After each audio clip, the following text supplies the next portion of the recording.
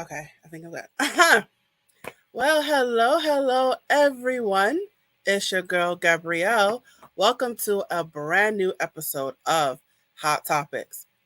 So, this is the show where we talk about real things. We talk that real talk about things in education, employment, mental health, physical health, social services.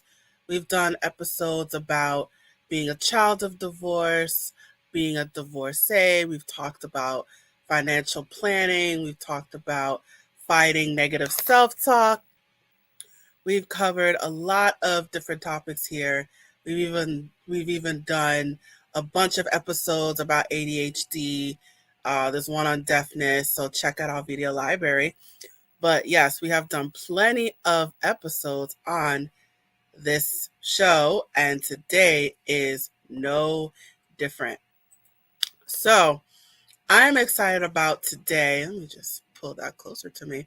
I am excited about today because I have a brand new topic today, but it is a repeat guest, and I am excited. I know I'm excited like every episode, but I'm excited for this episode because I love it when the guests come back because it tells me that they can take the heat. So I have a returning guest today. I'm excited that he's coming back, but let me tell you what today's topic is. So today's topic is education reform. So we are going to get into the nitty gritty, the down and dirty. We're going to get into all of that today. So I'm excited about this topic and I'm excited about my repeat guest. So, my repeat guest, his name is Shane Thrapp. No, it's Thrapp. I think it's Thrapp. It's Shane Thrapp. And I am going to remind you about who he is. So, let's get right to it. Who is Shane Thrapp? Let me remind you about who he is. So, Shane Thrapp is a certified life and relationship coach with a specialization in ADHD and ethical non monogamy. He founded Creating Order from Chaos Coaching to help people dealing with life's chaos to discover their own order. For 15 years, he has used his servant based leadership to help hundreds of people find their way through life's chaotic turmoil. He uses that experience to help clients discover, their passions, develop their goals, create lasting habits, and learning accountability. All right. All right. So without further ado, I'm going to bring Shane to the stage. Hey there. How are you doing today? I'm good. How are you doing? I'm good. I'm good. And I said your name right. It's Thrapp, hmm right? All right. I got it this time. Awesome. All right. So today we are going to talk about education reform. I can't wait to hear what you have to say about that. So I am going to pass the baton to you and I'm going to let you take the floor. Uh, Again, thanks for letting me come on to talk about this. I'm pretty passionate about this one. Um, my thing is with my son being diagnosed with ADHD, I started learning a little bit more about um, education, like how our students needed to learn, how our children needed to learn. And my wife is a special needs teacher, and she teaches. When I first met her, she was teaching 17 to 22-year-old kids who have different disabilities, from severe autism to um, cerebral palsy to paraplegics, people who really had uh, significant needs within their disability. She currently teaches seventh graders at a middle school who are autistic, cerebral palsy, have severe ADHD, and other behavioral issues. And some of the things that I've seen that, in our discussions together and in the research that I've done, it just really leans into a need for a drastic shift in how we as a society teach our students, because we are still doing things that are based off old ways. We're still running classrooms as in school years as if it's a regimented thing. Each day, the child gets up, goes to a school at a specific time, and then everything is essentially regimented from that point on. When the bell rings, they go to the thing, and it's based off the old ways of educating our youth to be ready to work in a factory. And this is, 1850s to 1920s education styles. And the subjects that we're learning are based on even older subjects. Learning about specifically about mathematics and making sure that we have a firm grasp of that dates back to the 1600s, where they had to have people who were capable of doing different tallies and things of that nature, so that they could do inventory better on ships and in the ports and in cities. They needed more accountants, so they put a really strong emphasis on mathematics. And those are important. Like, we need to have those fundamental understandings. The problem is we've put too much emphasis on those and not enough emphasis on the creative aspect of learning. And that's what is so important in things like critical thinking, understanding how to solve problems in a pragmatic way, understanding how to look at things in abstract directions and come up with creative solutions that work, in ways that people may not have expected. And so we are essentially teaching our kids to think very linearly and not in a way that causes them to stop and seriously consider what the problem is that they're dealing with. We are teaching our kids essentially by rote to memorize things, and we're not taking into considerations the different types of learning styles that there are out there: auditory, visual, kinesthetic learners, those who need to have discussions with people, those who need a different style of presentation. Our teachers are having to spend too much time lecturing and giving out homework when they could be providing more effective education by no homework and working directly with the children with teachers' aides and working on the practical aspect of the learning. And what I really wish we could understand is the importance of teachers in our society. In our society, teachers are paid 19% less than other college graduates at their level. And when you take into consideration inflation, we've seen a 4% decrease in their pay rate over the course of the last 10 years. And that's not fair.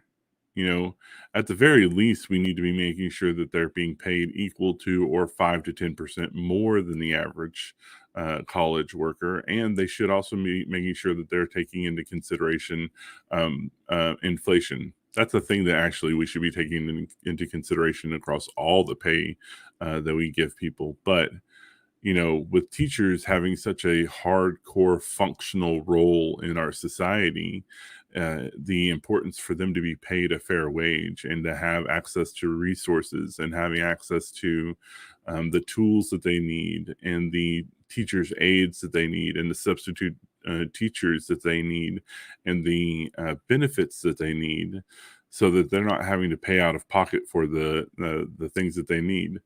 And all of this is just kind of combining together to make this system that's seriously broken.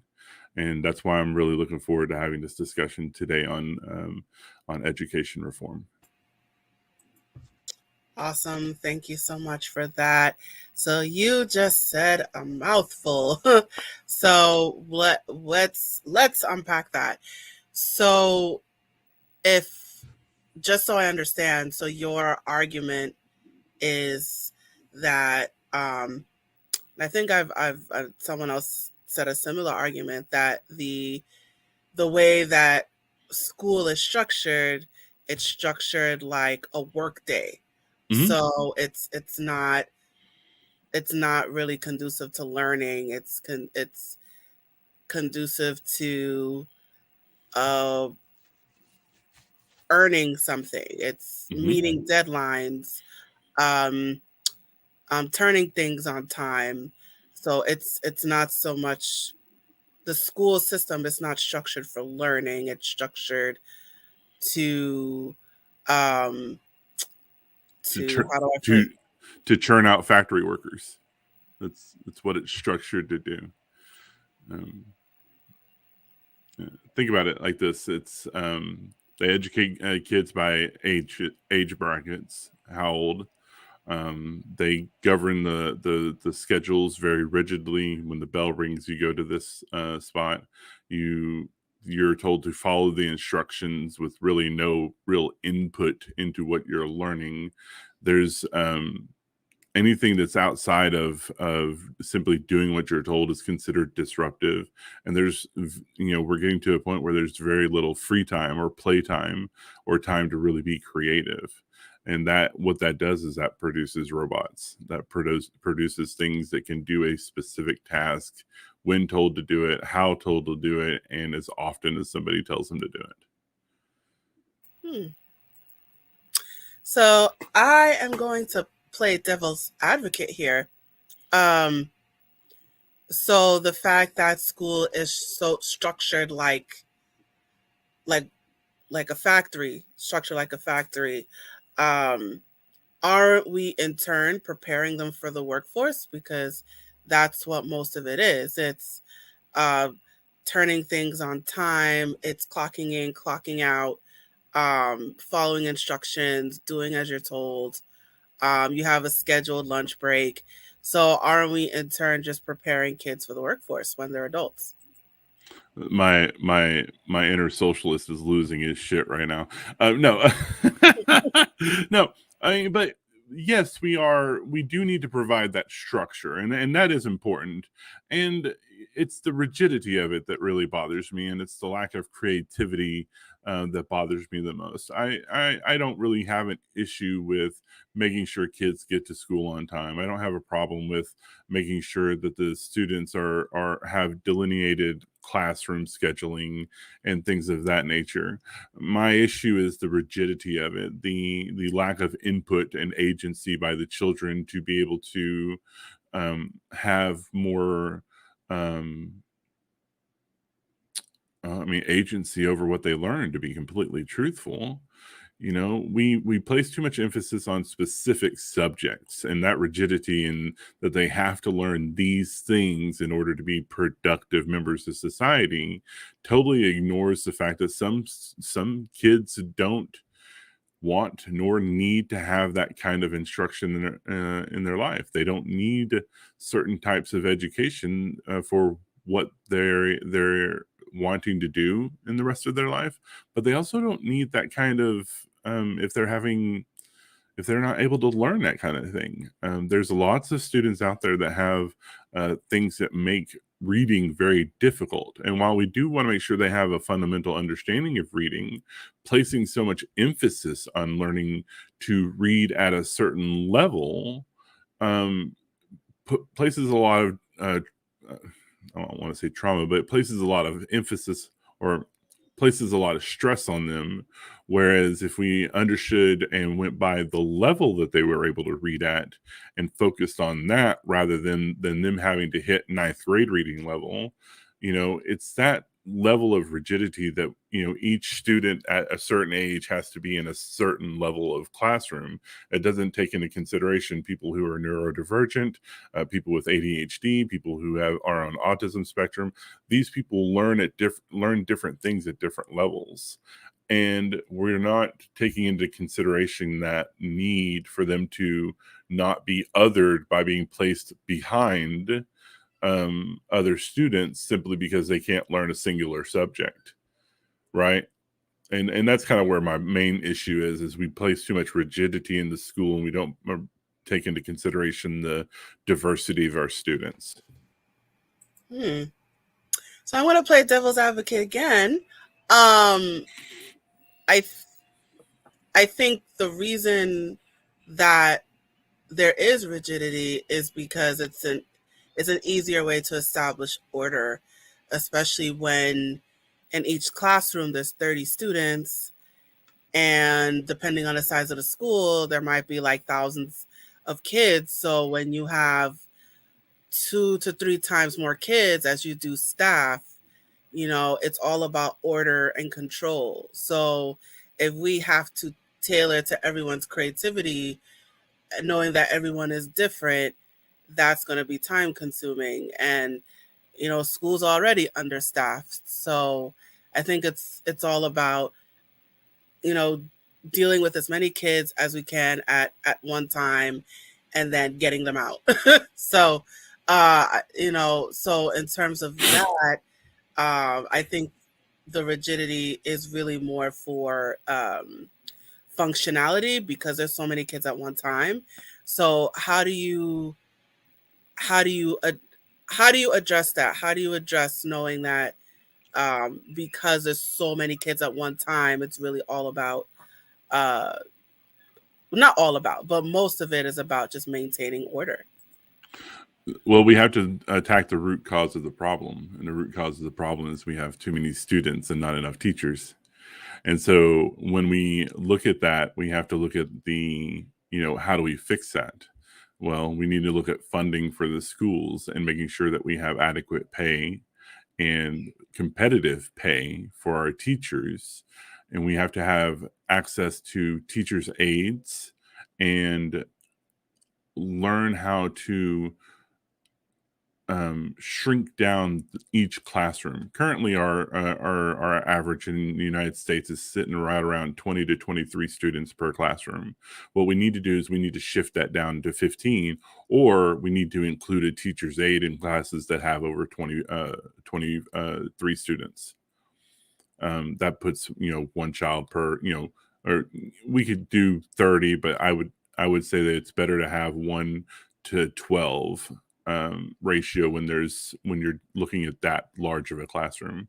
So it's not a matter that we shouldn't be using the rigidity. We should be giving our schools the resources to fund having the ability to have smaller classes so that the teachers are then able to focus more on the students, and with teachers' aides involved, they're able to then have even more time to focus on the students.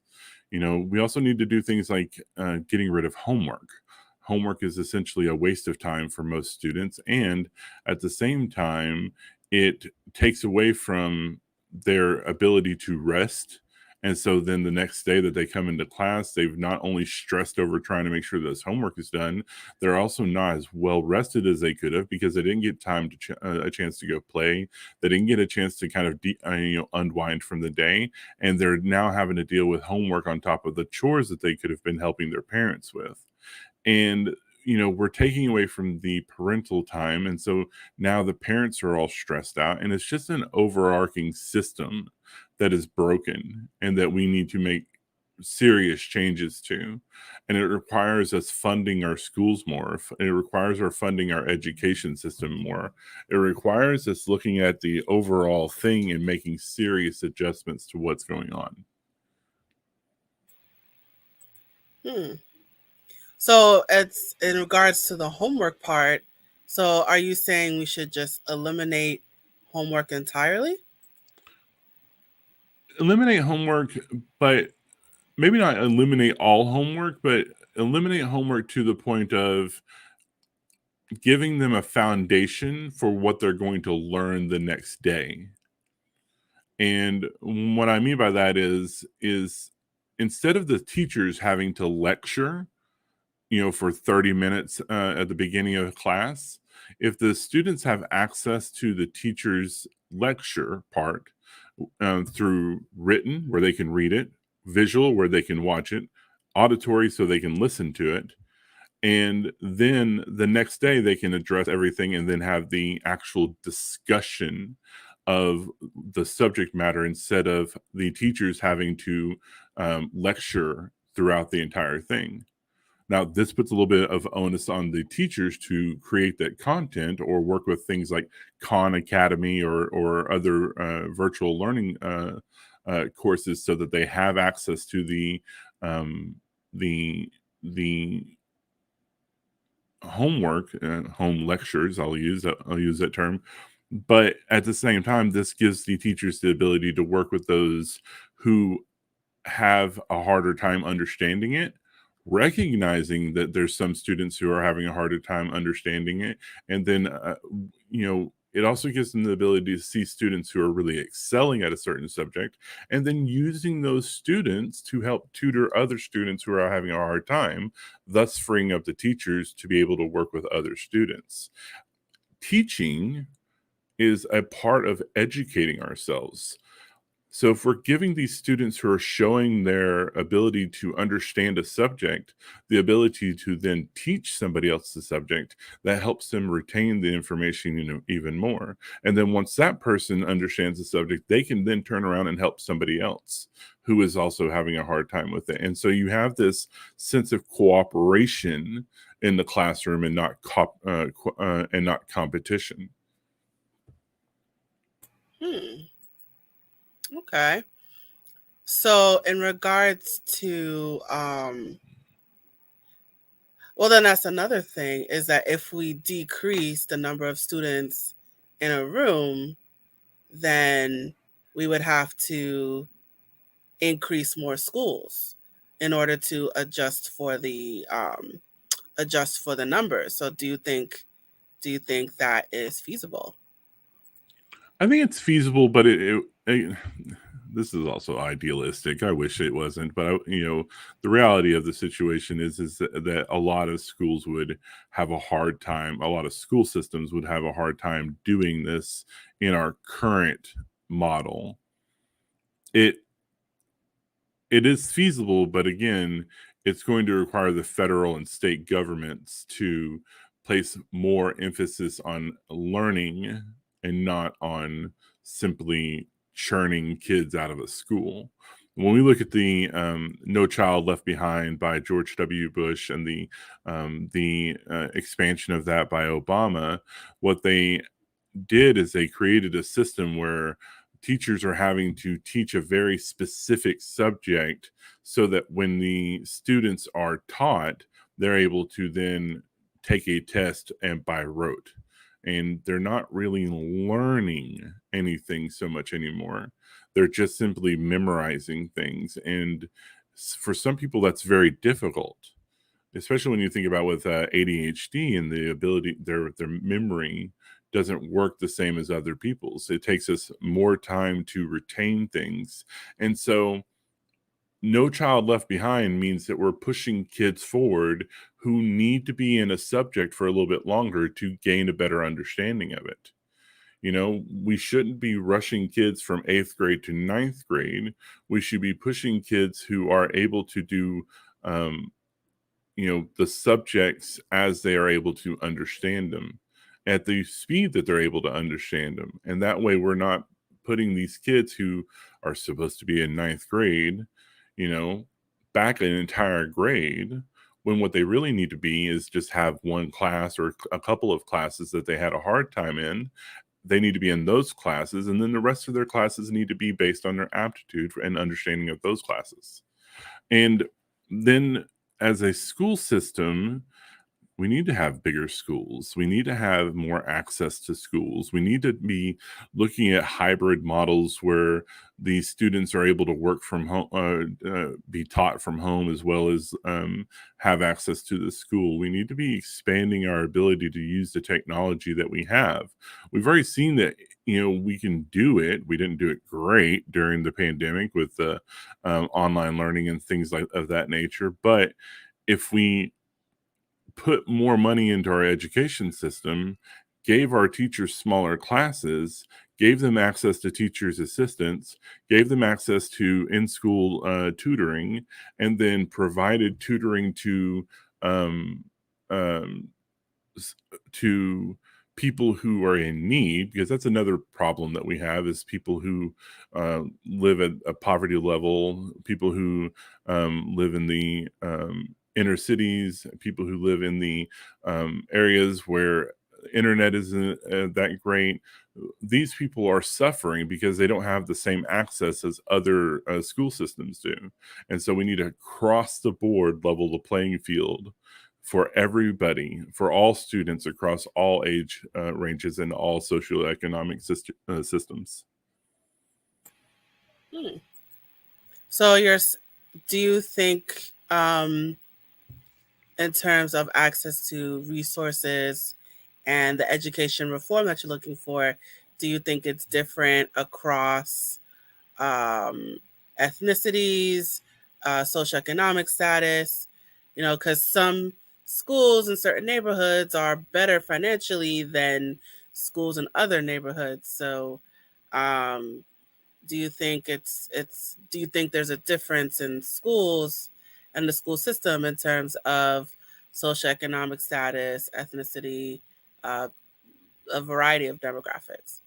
Yeah, and honestly, that's really unfortunate because while George W. Bush had a what I look as pure intentions for what they wanted to do with No Child Left Behind, and as much as I appreciated Obama and the work that he worked to do in his education practices, what they've done is they've created a system that's even worse than what it was before, because now we have kids who are learning these rote subjects, taking these courses, taking these standardized testing, and these students who have access to the materials and the resources are excelling, and thus their schools and their school systems and their states are getting more money for those schools, whereas the students who don't have access to all those resources, don't have access to tutors, don't have access to smaller classrooms and better technology, are suffering, and they're actually being penalized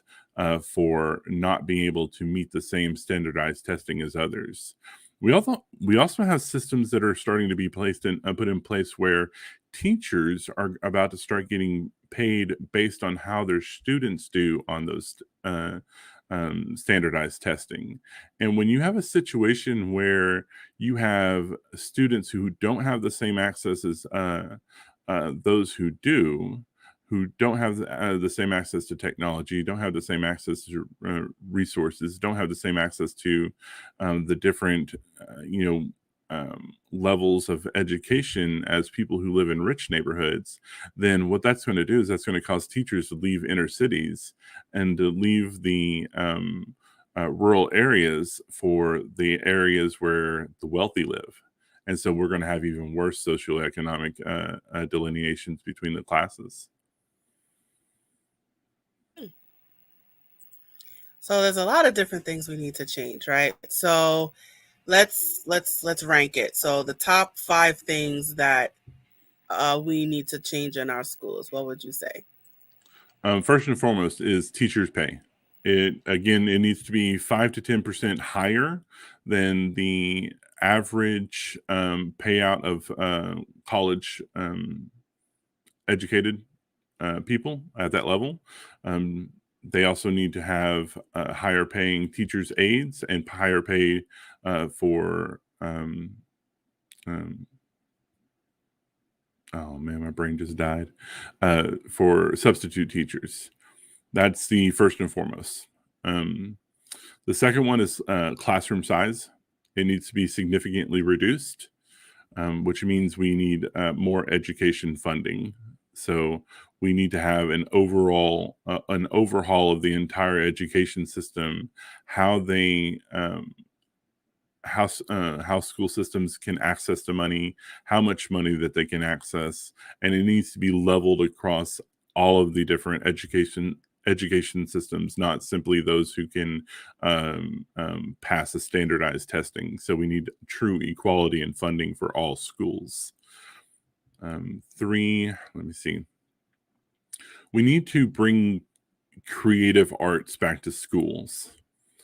We need to have the students need to have more access to all of the different artistic endeavors, music, drawing, they need to have access to creative writing. They need to have access to different types of mediums of art. They need to have it at all levels, and they need to have access to those who excel in those fields. So musicians and people who are going to music class should have access to opera singers and different types of symphony orchestras, and actors and actresses for theater. They need to have access to painters and writers and people who excel in those fields, so that their minds are able to expand away from a mindset of working for simply corporate America, but also understanding that there's other things out there that they can do. Because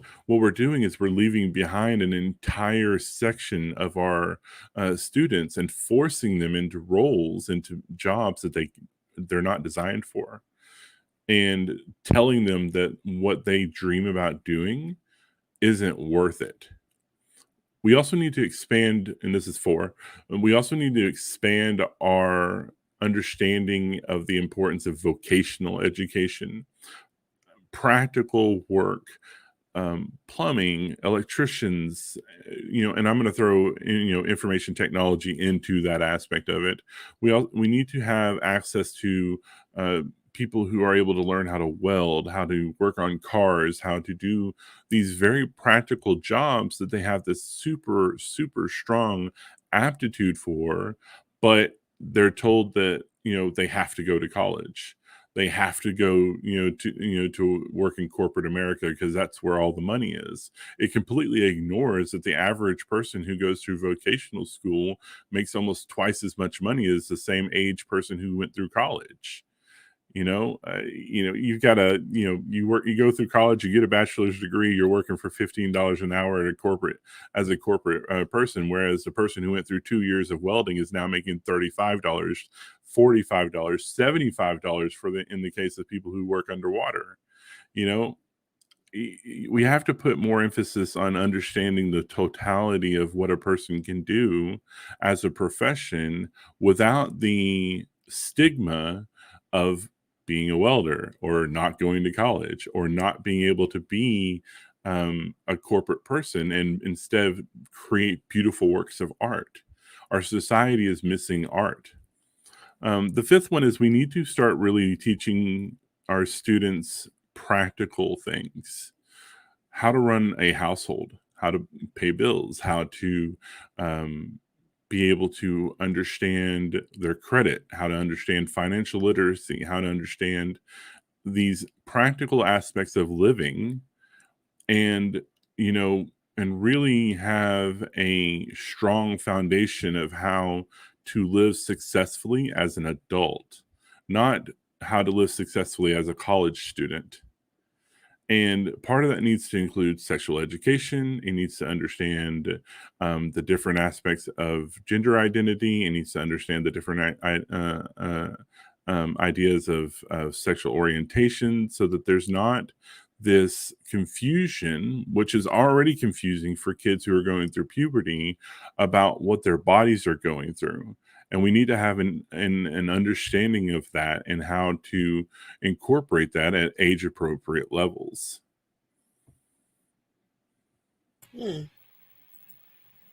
Okay. So now, in terms of all those things that you listed, that's only for grades K through 12, right? So would you suggest anything for colleges and universities? They need to be free. They need to follow the same system as well. We need to be making sure that our colleges aren't simply teaching subjects that aren't really important for the different types of degrees that a person is going for. I'll use let's see. I use information technology as an example. Why does a person who's in information technology need to understand English 1 through 4? it's they need to have a basic understanding. They need to have access to those classes if they find that there's a need for that specifically in their field. But you know if they don't need the class, they need to be able to still move through their coursework that's required for the work, the degree that they're going to go through, right? They need like the fundamentals, how to understand how to work on different types of papers and things of that nature. But if you're going through for information and technology, why do you need to have an English literature background? Why do you need to have these other classes? So a lot of these classes that we're requiring people to take to get an associate's degree, to get a bachelor's degree, we need to move those into electives and have them be specific to the degree that a person is trying to go for. On top of our education system needs to be free through graduate degrees. So now with that argument about, you should only take classes that are specific to your degree, or take classes that are specific to what the child wants in terms of the younger grades, to play devil's advocate again, how does a child know what they want to do unless you throw everything at them? So you throw everything at them, you let them figure out what their strengths and weaknesses are, and then build off of that. So Well, go um, well, there's definitely going to have to be a structure put in place early on, kindergarten through 5th, 6th grade. Once we get to that point, we'll actually start seeing where the students are starting to kind of lean towards. But we also should be at the same time teaching the kids how to critically think. Again, how to problem solve, how to understand themselves, understand their dreams, and encourage those dreams. Think about when you were in 6th grade. You had a lot of different thoughts of what you wanted to be when you got older. Now, when you got older, what stopped you from following those dreams? Was it because you had to follow a certain path that your school kind of forced you into? Or did you just have your dreams crushed? Did you follow through with what you wanted to do when you were in 6th grade because you had access to the resources and the learning and the education that you wanted to do? Or were you told that what you wanted to do wouldn't make you enough money? Or it wasn't worth your time, or it wasn't worth society's time? And we have all these dreams when we start hitting middle school about what we want to be when we get older. And so many of the times that we have these amazing dreams, most of the reason that we don't follow through with them is because nobody around us supports them. So then that's outside of education reform. That's more of social reform, because you have to look at their families, you have to look at their finances, the socioeconomic. So then wouldn't that be outside of the school? No, because we should be not just educating the students, but also the parents.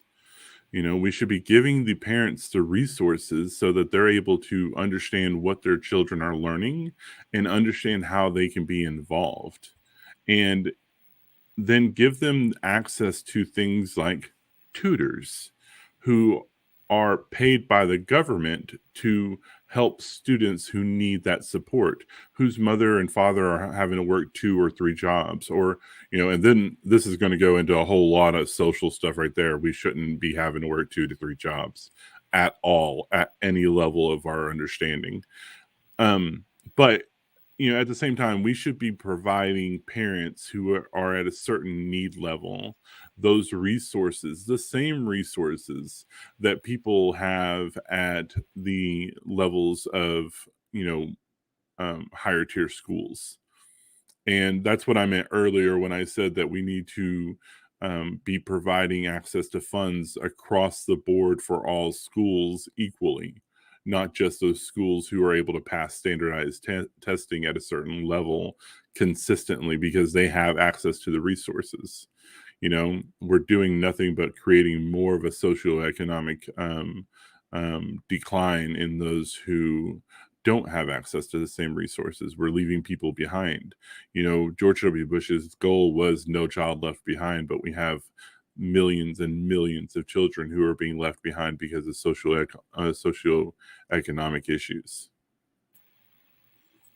So you're saying the school should be more involved in terms of not just the education of the child, but the education of the parent as well. Right, because we can't have just the teachers being supportive of the students. The students are going to desperately need the support of their parents as much as anything else.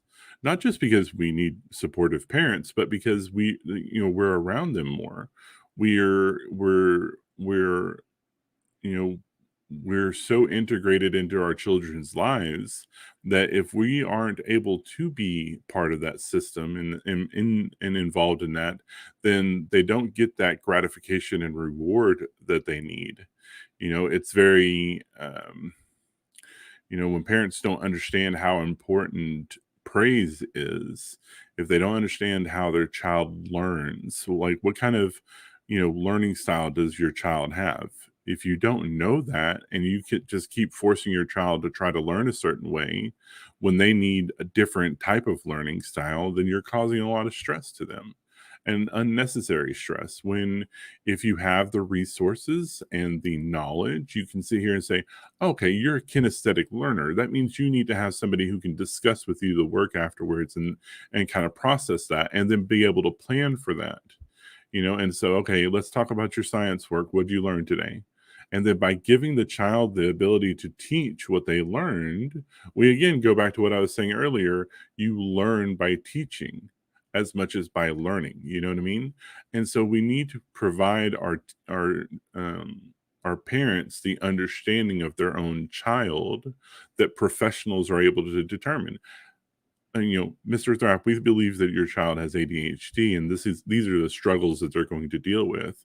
These are the ways that you can help them. These are the things that you can do to provide a support structure for them.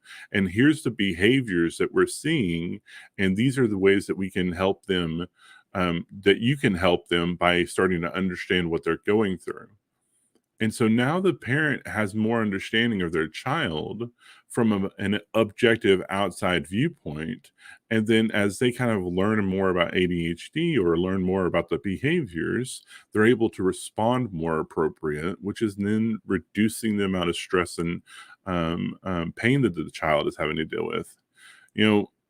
On the inverse of that is we'll be able to identify parents who are neglecting and abusing their kids more.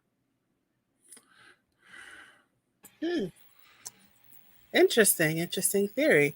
All right, so why do you think there's such low funding for schools and teachers are getting paid less? Why do you think there's less money going into schools? I don't really want to get into the political side of things, but there are certain political factions that do not place emphasis on education because the more ignorant that their constituents are, the easier they are to manipulate and the easier they are to keep voting for them. All right, and I think on that note, we'll stop right there. All right, so, oh, okay, it's walking away. All right, so on that note, so do you have any final words of wisdom that you would like to share?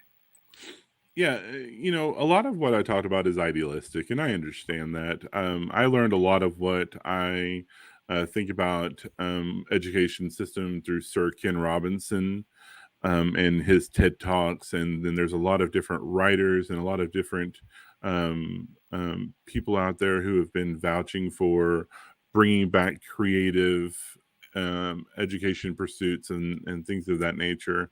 And we need to be putting more critical thinking and more creative outlets into our school systems, no matter what.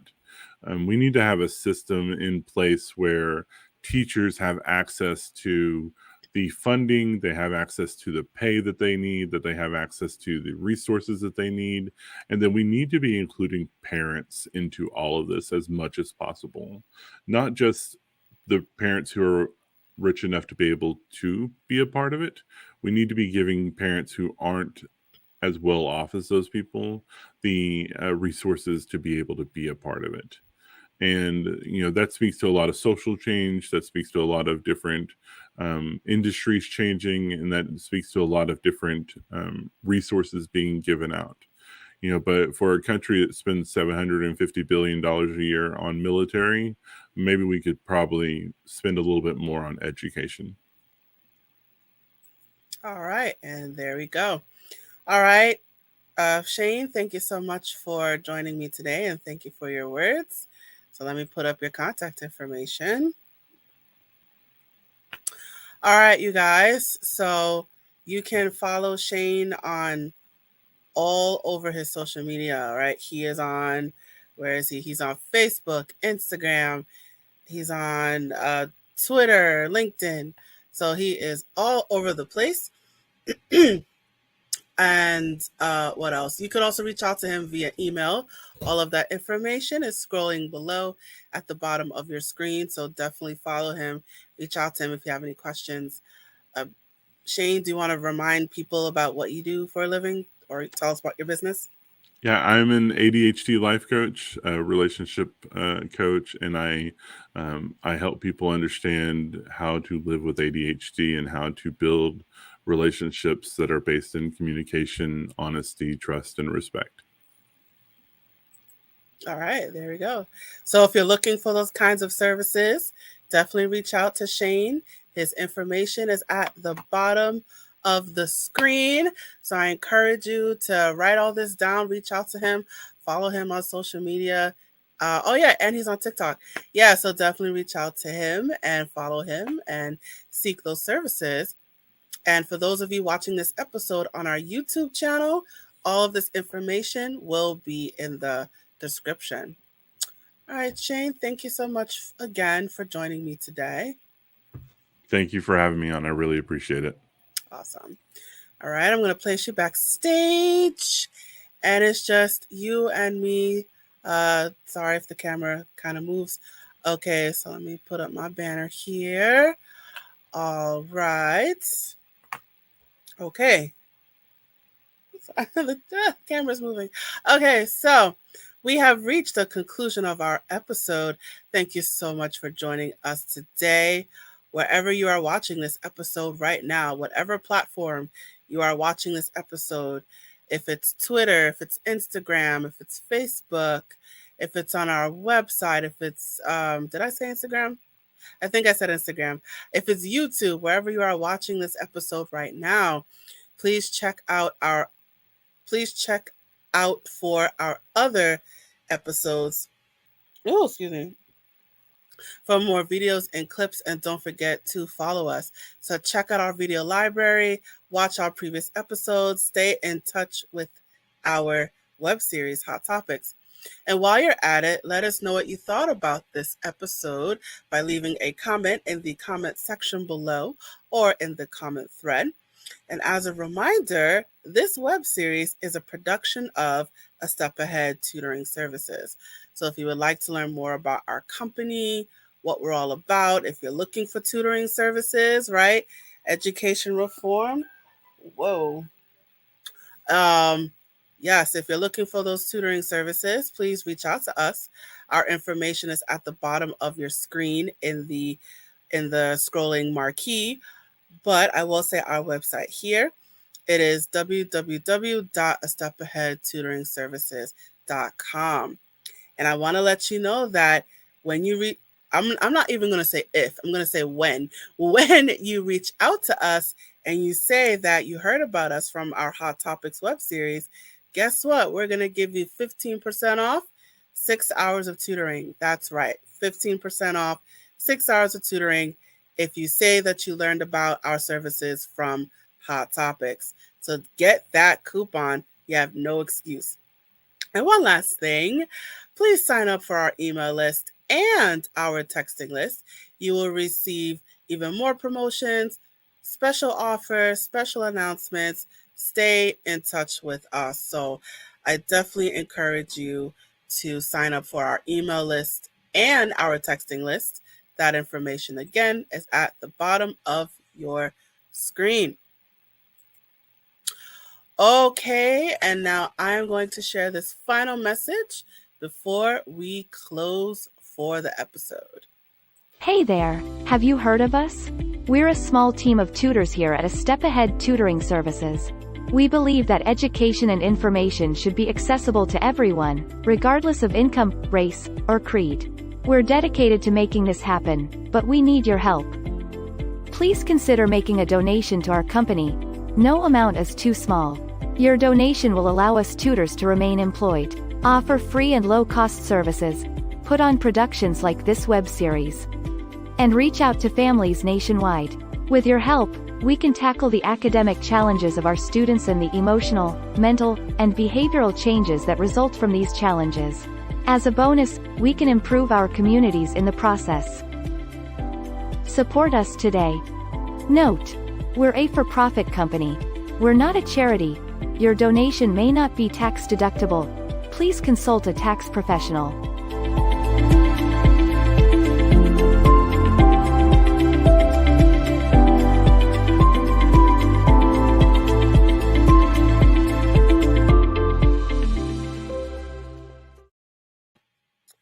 All right, and that is, I'm just going to pull this closer to me. So that is it for our show. Thank you so much for watching. I look forward to seeing you at the next episode. Thank you again for watching. And now, I, Gabrielle, I'm signing off. Bye.